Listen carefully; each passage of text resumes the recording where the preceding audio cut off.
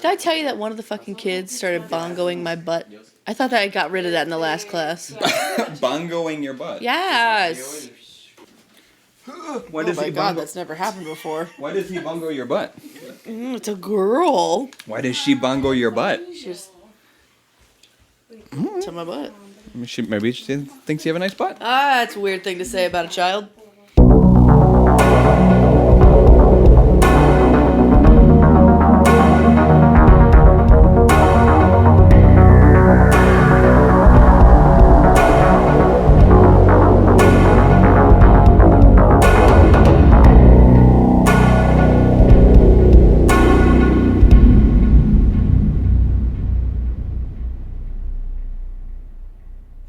Welcome to Beer and Fear. Yeah, My it's name your is episode. Paige. My name is Zach. You're very loud. What episode is this? It's 94. Welcome to episode 94. Very loud. Why is it so loud? I don't know. I don't think I'm loud, but I'm a loud person. Oh, it's shouting. This episode's done. Joseph Kallinger. Joseph Kallinger. Joseph Kallinger. Kaleidoscope. Joseph. I need to look at my calendar to see what I did this week. Joseph Kallinger. What did he? What's about Joseph? It seems like we're jumping the gun right there. Okay. How was your week? I worked. There has to have been more exciting things. It's been a couple weeks actually since we recorded last. Yeah, it's been like 3 weeks. I've been neglectful of you. I'm sorry. No, I've just been also lazy and neglectful of you. That sounds about right. I mean, it happens. I'm used to it. This is no longer, after 93 episodes, a weekly podcast. Yeah. It's just a whenever the fuck we feel like it happens, podcast. it's really falling apart. I mean, and we're so close. We're really just on three wheels right now. We're so close to the end, too. It's like, why are we slowing down now? Really trying to get to the finish line. You know what? We never even acknowledged our 2-year anniversary. I know, I didn't want to say anything because I thought it would make you look like a dummy. The entire month of July, we didn't record or release an episode at all. Not even on the year. No, not even. We didn't say a thing. Oh. It's been 2 years. We'll say it now. Just cycle back to that. It's been 2 years. It's been 2 years of Beer and Fear. 2 years of Beer and Fear. We're almost at 100. We're almost done. And I am running out of spots. You've already run out of spots. You're using a table. Yeah, we need a house so we can have more BTS spots, more Lego spots, and I need more beer spots. And more Mexican people. And more Mexican. More Mexican people spots. Yeah. I worked. I saw my parents. They're about to go to Disney. They're worried about Hurricane Ian. Well, I would not go to Disney. I would wait until. Apparently, Orlando's fine. Okay. The coast. Still probably very rainy and unpleasant weather. Probs. I can't think of a thing else that I've done, to be honest. It's been like 3 weeks. I don't do much. How you been? I've been okay. I'm sleepy. I've worked a lot. A lot of forces, a lot of overtime, a lot of me being tired and lazy. I went to Chicago and got a parking ticket. Why? That pissed me off. See, that's what happens when you go to the city. I fucking hate the city. This is why. And their parking tickets are outrageous. $75. Oh my god. Because I went in the wrong parking spot. You got to look at Kiss my ass, Chicago. You make enough damn money. All the signs, every single sign. Ridiculous. Look where you park. Yeah, pay me parking. I got a warning that because I parked in the Metro parking lot, the parking lot where I picked you guys up is that parking lot. I parked there when Ali and I went to Chicago, and I came back, and I thought everything was fine. But 4 days later, I found a warning underneath my seat. I don't know, first of all, how it got in my car. In your car? It was in my car. That's unsettling. I don't think I left the windows cracked, so I don't know. didn't. Maybe he snaked it in the side of the door. Couldn't you have just put it in the windshield wiper? Yeah. Where you would have seen it? Exactly. But no, I didn't. It was very weird. Can I didn't. you just imagine him just opening your car door, entering your space? space? No, he probably just crouched down and just tried to slide creepier. it in the crack. The crouching makes it worse. There for 8 minutes trying to get dropping a hot squat piece of paper. What? No, but I didn't know that you couldn't park there. It was permit parking only. I didn't turn the video on. This happens every time. Every in that area, goddamn time. And there was so much gold. Yeah, no, that parking lot. I can't park there on the weekdays. Apparently, it's permit parking only. But tomorrow when we go... It is a small parking lot. When we go to Chicago, I can park there. I don't know... It would make sense to me that they would need to sell permit parking there. It's kind of dumb. I mean, people need to go to work, I guess. Nope, there we go. Oh, my cat's tooth was loose. Hey, fang. Yeah, her fang. Her big old fang. No, I You've said seen them. Fang. I didn't say a fang. Oh, Fang. Fang. It was loose. You've seen Casoda on Instagram if you follow us at Beer and Fearcast. Her big old fangs. Yeah, she's only got one now. It fell Oh, out. fang. Her big old fang. She was going to get it extracted, but it just happened And to you fall lost out. it. And we're trying to find it because It's lost. It's tiny and it's a bit difficult to find. So that happened. What else? Oh, Ale got a state ID. Yeah, she showed An me. official Illinois very state exciting. identification I'm very proud of her. card. We went to Festival of the Vine. Remember that? Oh, that was terrifying. We got Del Barrio. So many old white people. Yeah, it was very crowded. I think we talked about that because this day says you did a podcast episode. Oh, we probably talked about it after we did it, yeah. It was so claustrophobic. There were so many people. Yeah, I was telling. They all looked like Trump supporters. Ale and I went to Chicago. We got Potbelly. Went to an antique store. You went to Chicago and got Potbelly? Yeah, we got Potbelly. Who goes to Chicago and gets Potbelly? What was the Potbelly that I used to go to when I was at school? Okay. Mm-hmm. That makes more sense. It's, memories, nostalgia. I see. And then, we went to an antique store where Florence Welch from Florence and the Machine went to. I forgot about her. I should listen to her music. We saw again. Woman King at the movie theater downtown. It was very difficult to understand that movie. And then we drove scooters back to the train station. It was very hectic because I am not good at giving directions. No. The last time I was on a scooter, I told you about this. I was a child. I was on a sick ass Razor scooter, and my ripped jeans, because that was the style at the time, as cool emo kid, got stuck in my Razor scooter, and I flipped over your scooter. Over, and then the scooter landed on top. I had that happen with my bike a lot of times because I had the jeans that were like frayed at the bottom because they were too long, and they get caught in the spokes. The punk kid. Yeah, they got caught in the spokes, and I almost died one time with a bike. Yeah, what can you do? But since then, Ale's friends are here, and hi, Ale's friends, in La Casa, Ooh. and her dad.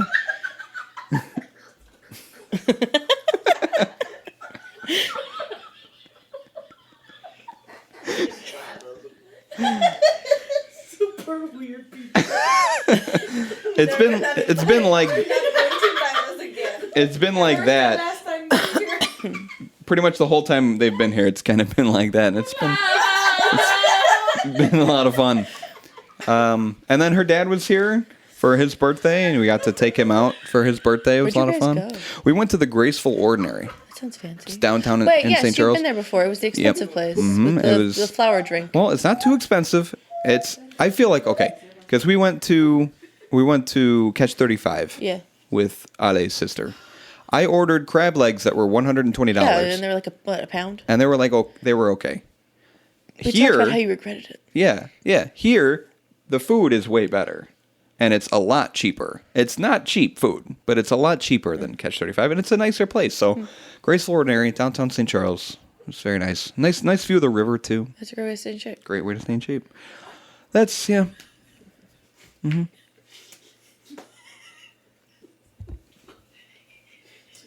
Our beer. Oh, yeah, the beer. I'm so excited. Did we do everything? So excited to drink I feel something. like we've been skipping a lot of stuff. There's a time we forgot to ask how each other's weeks were. There's a time we forgot to add our names. There's a time we forgot to say the episode and what it was about. Topic. We did all that, right? I'm pretty sure we did all that. Is there an episode we just skipped the beer section completely? It would not surprise me. Yeah, no, we're good. It's from Wiley Roots Brewing Company. I'm gonna do something real quick. Hang on. Don't do it. Stop it right now. I hate you. Oh. Our beer. That's from Wiley Roots. It's hard to hear you when you talk back. Just say that. Just you don't have to get in my face. I will do it for you. Wiley Roots Brewing Company. Ow. Well, you asked for it. Believes beer should be unique, crafted from the highest quality ingredients, and brewed with a sense of responsibility to the craft and to the surrounding community. We believe that brewing craft beer is an art. Some of these people are really just...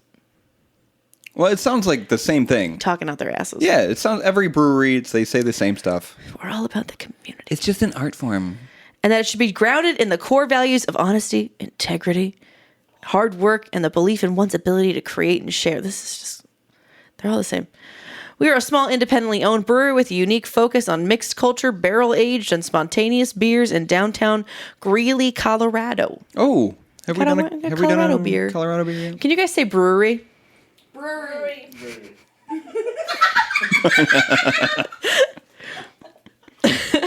Our beers have been awarded medals at the Great American Beer Festival. In 2018, they got silver. And there's some other dates, but I don't want to read them. Mm-hmm. Too much Wiley information. Roots Brewing Company was founded by Kyle Carbow and Miranda Carbow and opened in the summer of 2013. Cacao. They look like siblings. Oh, yeah, 100%. Some ginger action going on there. Hey. Can't hide those family roots. Literally. No, we have not done a Colorado beer yet. Our beer is Pineapple Cherry County Fair Cobbler. Whoa.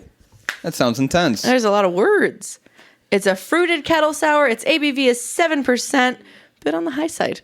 Yeah. It's got 1 rating and 1 review on Beer Advocate and a score, but 4.2 is the average score. Okay. All right. Yeah? Yeah, can you go get it? Yeah. Plez? Jewelry. Ah, the jewelry. Jewelry. My family's jewelry. My family's jewelry. Oh dear, my family's jewelry. I love that shit does it. My family's jewelry. Jewelry. There's like a bunch of these. There's a key lime one. There was a pumpkin pie one. Oh. Yeah, it's like all pie kind of centered. I honestly... Wait.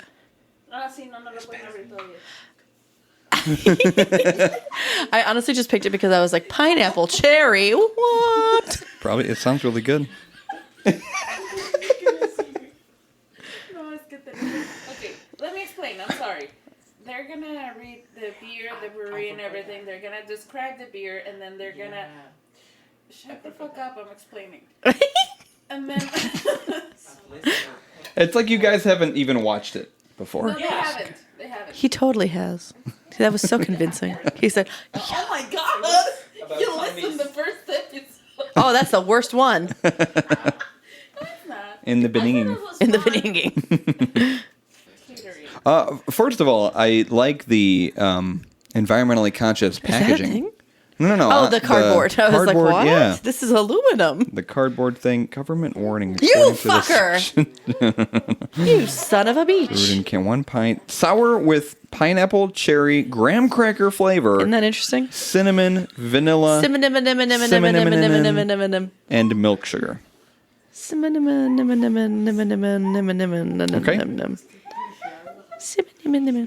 Listos?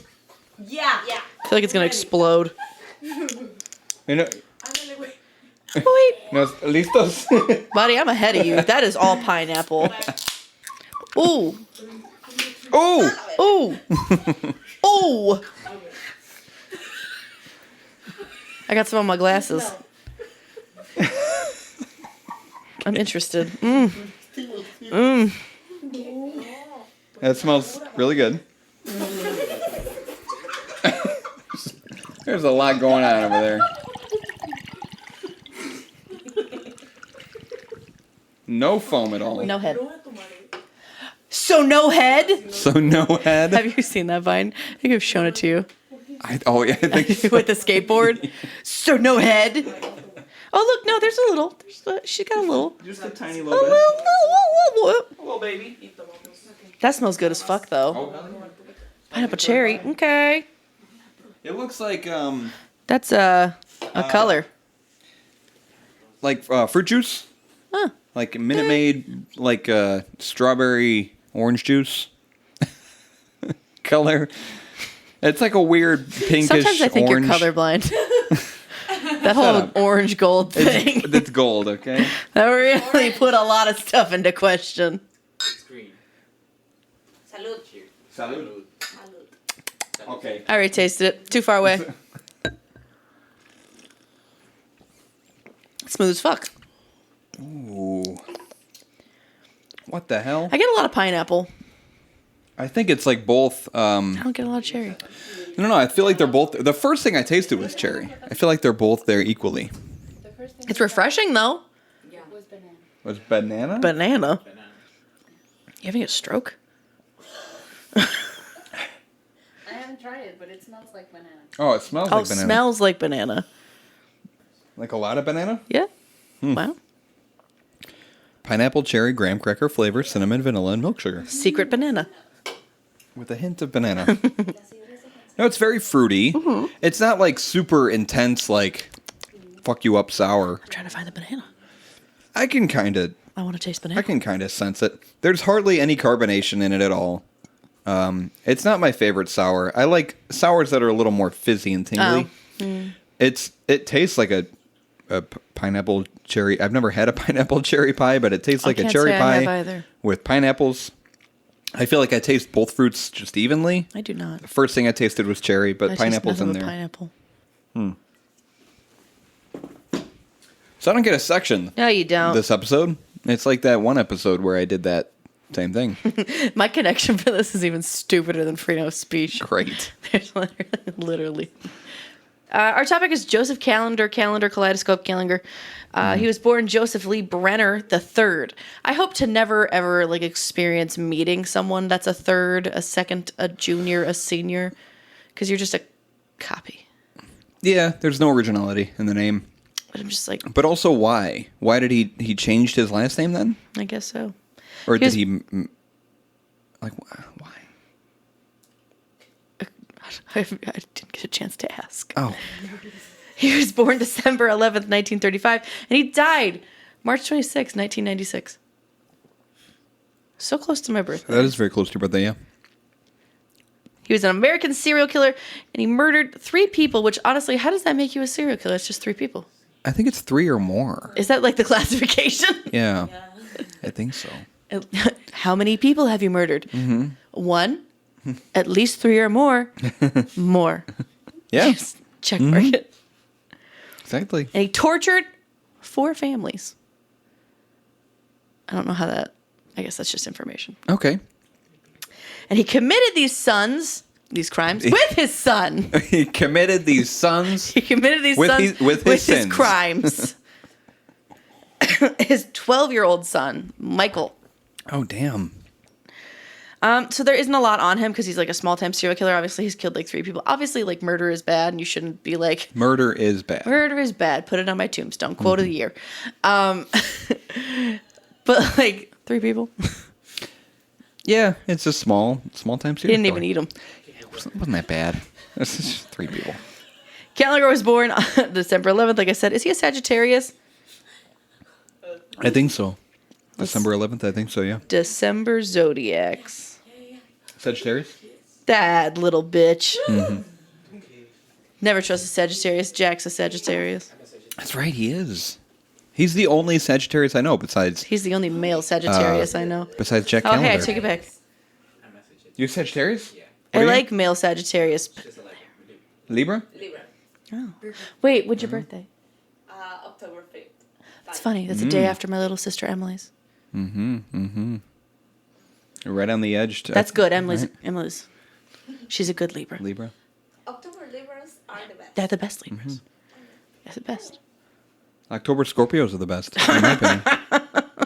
I have Not you. I have a coworker, Shelly. You're a Scorpio, Cancer Scorpio. Yeah. You're a train wreck, baby. Well, I was destined to be. That's just the way I am, Paige. Okay? You're lucky that her signs match up with yours. Accept me for who I am. 1 in a million.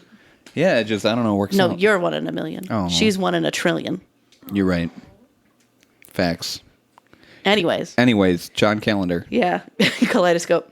He was born at a hospital in Philadelphia. Why does it matter what hospital he was born at? It doesn't. We're not going to tell you. To his dad, also Joseph Lee Brenner. Right, because he's a But third. he's a junior. Mm-hmm. And his wife, Judith, the Jays. In December 1937, the child was placed in foster care after his father had abandoned his mother.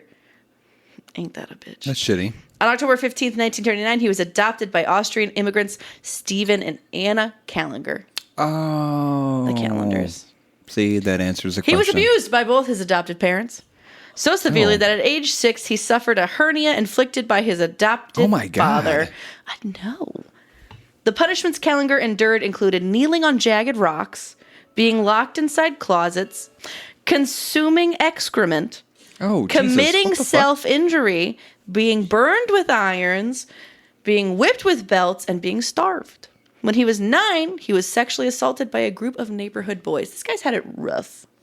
Well, we know where everything all started. It doesn't justify murder. No, no, absolutely not. But that's, you know. What justifies murder to you? Let me ask the hard questions. That's a good one. I'll get back to you on that. Oh, okay. Smart idea. Don't put it on the internet. As a child, Kallinger often rebelled against his teachers and his adoptive parents, and he dreamed of becoming a playwright. I don't know why that was the segue. Boys got dreams. Yeah. And had played the part of Ebenezer Scrooge, just with his candle. That's fitting. In the YWCA's performance of A Christmas Carol in the 9th grade. The YWCA? Like, not the YMCA? Oh. When Kallinger, he couldn't even afford it. Couldn't even afford the YMCA. That was beautiful. It's like it was choreographed. It was. Did you guys rehearse that? When Kallinger was 15, he began dating a girl named Hilda Bergman. Hilda Bergman, whom he met at a theater, which he was allowed to visit on Saturdays. His parents told him not to see her, but he married her and had 2 children with her. Aww. Sneaky. She later left him because of domestic violence. She suffered at his hands. Yeah. How sad. It was cute for like 2 seconds. Yeah, I know. Oh, theater camp kids. Yeah. He hits her. Kallinger was hospitalized at St. Mary's on September 4th, 1957, due to severe headaches and loss of appetite, which doctors believed was a result of stress surrounding his divorce. Kallinger remarried on April 20th, 1958, and had 5 children with his second wife. He was extremely abusive towards his family and often inflicted the same punishments on them that he suffered from his adoptive parents. Throughout the next decade, he would spend time in and out of mental institutions for amnesia, attempted suicide, and committing arson. I didn't realize committing arson was like a mental hospital thing. I mean, if he has a fascination for lighting buildings on fire. What a good time. While in foster care, he was visited by his mother once a week. I forgot to mention this. It was in foster care that he developed separation anxiety. Yeah, he's got that too. I'm sure. Just stack them on at this point. After being released from St. Mary's Hospital, his parents told him the doctors gave him surgery to keep his bird small and make it not work. His bird. Bird was the word that he used for his penis. Okay. That got your attention. What was that? Interesting. Why? Wait, hold on. So that was his decision to do that? No, that was his parents' decision. I forgot I had more information on his parents. They were like, he doesn't need to have any more kids. Don't let his penis work. Yeah. No, he's a child at this point. Yeah. Child. Okay. We're going back in time. This is backwards. Early 1944, Kallinger was hit on the head 4 times with a hammer by his mother because he wanted to go on a field trip to the zoo. He ran into the house beating... Damn that kid. What was he thinking? With a hammer. Jesus. He ran into the house beating his head against walls and tables as his mother chased him with a broom. During the summer of the same year, he was sexually abused at knife point by a gang of older boys. A few years later, at 13 years old, he cut holes in the wall for masturbation. He used photos of both men and women. He also needed a knife nearby to achieve orgasm. Okay. And then he started cutting and stabbing the photos to become aroused. This is going well. I think this is a sign of good intentions. So that's when he's met Hilda. Okay. That same year, he was told by God that it was his mission to heal and save people through their feet. So he's got a holy foot fetish. Heal them through their feet. Save them through their feet. Okay. Over the next 11 years, he would conduct over 40,000 experiments on people's feet due to his vision. He would move out of his parents' home and into his own, but he continued to work as a cobbler. A cobbler? That's it. No, I like it. No, that's a good one. At his father's shop. Okay, but a cobbler is what, actually? Well, there's like a pastry, but a cobbler for shoes. Right. Okay, I didn't know cobbler for shoes. Yeah, that's a new word. Yeah. Mm-hmm. I only know this one. Really? Yep. Oh. Interesting. This is the first time he ever really had friends. They really just dragged him in that. This poor serial killer has no friends. He started drinking, playing pool and poker. At 17 years old, he dropped out of school to marry his first wife, Hilda, had the 2 children, left him for another man because she was being abused. Later that year, he set his own home on fire for his own amusement. He just didn't want it anymore. He said, this is going to be funny. He was just bored one day. He collected $1,600 from fire insurance. That's it. 16. For a whole house? What year was this? 2000 58. 58? 1958. He's older. I This thought, isn't like a oh, recent- no, okay. No, I'm sorry. He died in 96. All right. Yeah. I'm listening. Are you? In the next couple of years, he would set his house on fire 2 more times. How is he getting covered by insurance? Like, he'll be fine this time. July 1959, he was committed to a state hospital for attempted suicide. He would have 5 children with his second wife. He would be extremely abusive to them. By 1972, he had 6 children living in his home. 2 of them from his first marriage. On January 23rd of that year, he branded his oldest daughter's thigh with a hot iron for running away. He was arrested for child abuse a week later, but was found incompetent to stand trial. He was held for 60 days for psychological examination and ultimately ruled fit to stand trial in June. He was convicted on child abuse charges, which earned him 4 years probation with the provision of mandatory psychiatric treatments. By mid-1974, he was reported to be hallucinating constantly. He was holding discussions with a disembodied head called Charlie and receiving divine orders from God. The orders included demands to murder young boys and sever their genitals. Very... This guy's got issues. Oddly specific. Oh, really? I know. Oddly specific. Oh, really? That's where the issues start. He's fine. Is the genitals. These orders he confided in his 13-year-old son, Michael. Why would you share that with your child? Interesting. Oof. Kallinger requested Michael's help with his divine orders. Michael responded with enthusiasm. He's glad to do it, Dad. Oh, for sure. That's a quote. He said, glad to do it, Dad. Who needs genitals? Yeah, not those boys. 11 days later, they murdered their first victim. Oh, no. Jose. He doesn't have a last name. He didn't have a last name. It's not listed. Oh, it's not listed there. A Puerto Rican youth from Philadelphia. They tortured him, then cut off his penis. I want to know what they did with it. That seems sad. He took out a $45,000 insurance policy on Joe Jr. and a younger son in July of 1974. Kallinger and Michael's second victim was his own son, Joe Jr. His first attempt was to try to get him to back off a cliff while trying to take his photo. No, step back again. A little more. But there's a cliff there. There's no more room. Keep going. But just keep going. It'll be fine. So that didn't work. It did not. That seems really foolish. Dang, we almost got him, son. We were so close. While trying to take his photo, his second attempt, he took Michael and Joe with him when he was going to commit arson. He attempted to trap Joe in a burning trailer. 3 days later, he and Michael succeeded in murdering Joe. They drowned him at a demolition site.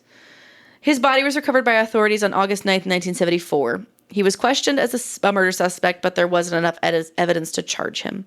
The cause of death couldn't be determined, so the insurance company refused to honor the policy. He later admitted to drowning Joe Jr. Kallinger and Michael continued their crime spree on November. She's just going. She's zooming. On November 24th, 1974, they broke into a home in New Jersey, but no one was home.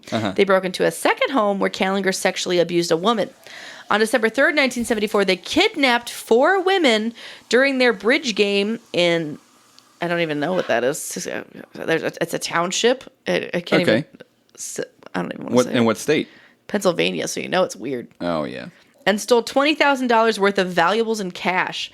The father and son team also held Pamela J. captive in her home in Homestead, Maryland. She was forced to perform sexual acts on Kallinger at gunpoint. Well, fuck. You know. On January 8th, 1975, Dee Dee Romaine was at her mother's house caring for her ailing grandmother with her young son, Robert. Her alien grandmother? Ailing. Oh, okay. I mean, you never know. Oh, just checking.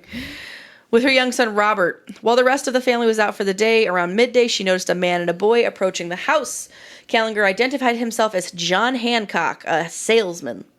When he asked Dee Dee if anyone else was in the house, she had an uneasy feeling. She told him to go away. Kallinger would then produced a chrome revolver, forcing himself into the house. Wow. The noise from the struggle caused Robert to enter the room. Seeing his mother struggling with a strange man, he started screaming. Kallinger pointed the gun at Robert's head and said, "This is a robbery. Do as I say, and no one will get hurt." Mm-hmm. He placed the gun in his pocket and removed a large knife. Kallinger asked again. Again, I just switched those words. Sometimes I'm worried I'm dyslexic. You may be. It's okay. I'll still love you. I don't even get it. No, you couldn't be. I think there's a chance. I don't know yet. Probably. I mean, after 94 episodes, you've mixed up quite a few things. You're so fucking right. Kallinger again asked Dee Dee if anyone else was in the house. She told him just her invalid grandmother. Kallinger sent Michael to confirm she was actually in a bed and unable to move. Michael confirmed that she was. I want to know how. He was like, "Stand up." I can't. All right. You're fine. Checks out. Michael confirmed that she was. Kallinger pushed Dee Dee into a vacant bedroom where he asked for scissors. She stated she didn't know where they were. He gagged her and covered her eyes and mouth with tape, then ordered her to remove her clothes. When she refused, he removed her clothing and jewelry. He asked her if anyone else was coming home. She nodded her head. He asked her what time. This is... Yeah. He bound her elbows and ankles with an electrical cord. He asked Michael to check and make sure the front door was locked. He stripped Robert naked and laid him on the bed next to his mother. Then he rolled Dee Dee onto her back before forcing her legs. He sexually assaulted her. I'm just going to... Yeah, okay.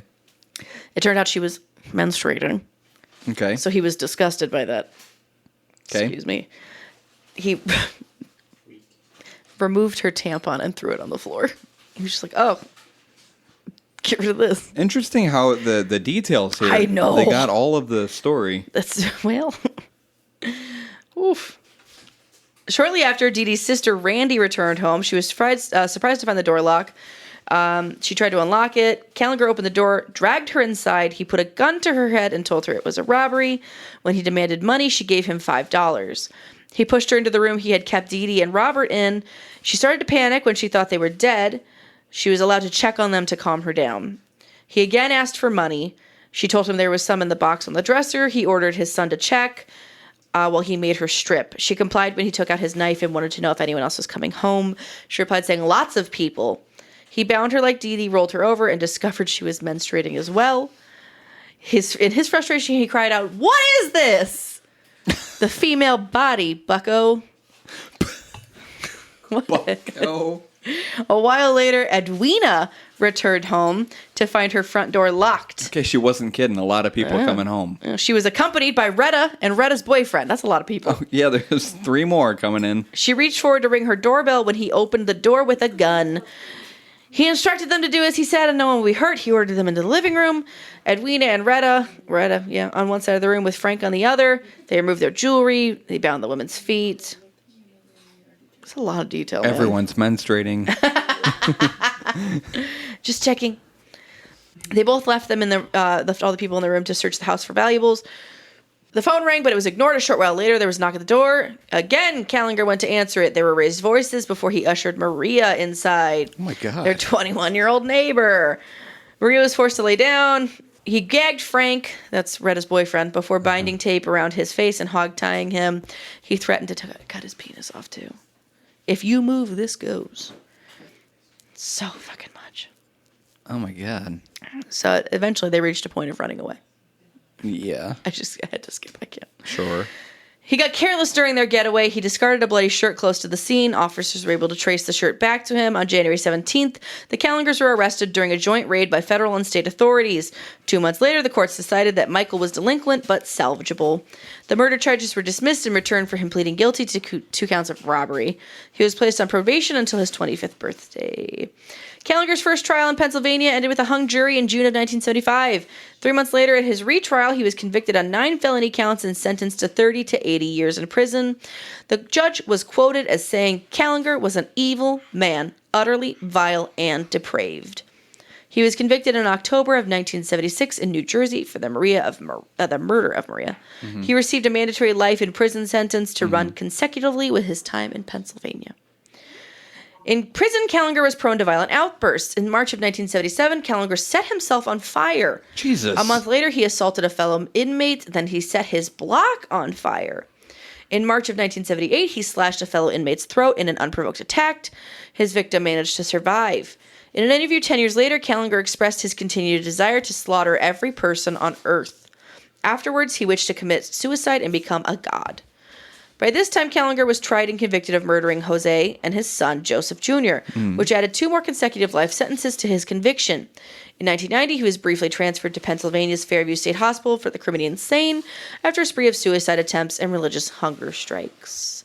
He was transferred back to State Correctional Institute at Crescent, where on March 26, 1996, he suffered a seizure where he choked to death on his own vomit in the prison infirmary. Oh, wow. Kind of seems like a lackluster way to die for someone that's so aggressive. Yeah, kind of boring.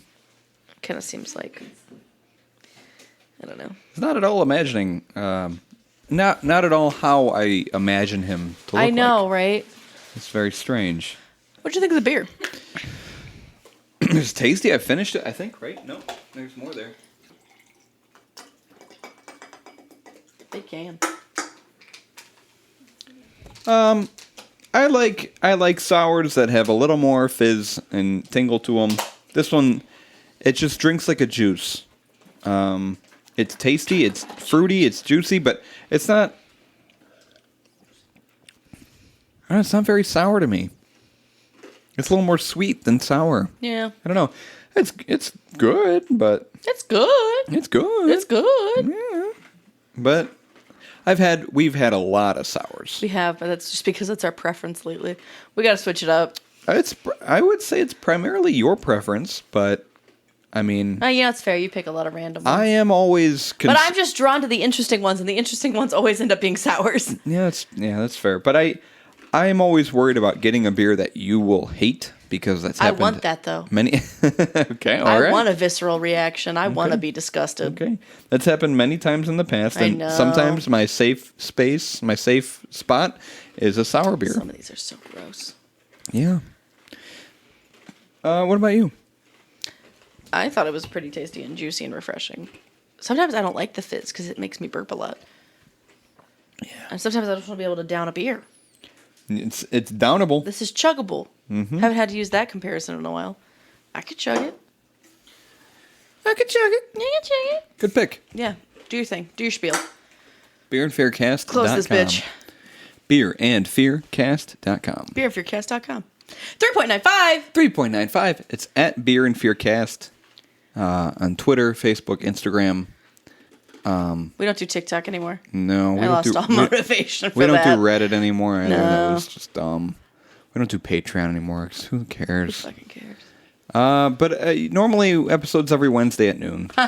Normally. And all popular podcast platforms like Spotify, Apple Podcasts, Google Podcasts, anywhere you can find podcasts. You can listen and you can watch on YouTube. And you can see Ale's friend Marlene crawling across the floor behind us and grabbing water off the table. If you watch the live episode, You can't let them stay. They can't be dehydrated. see it here. Have a good day.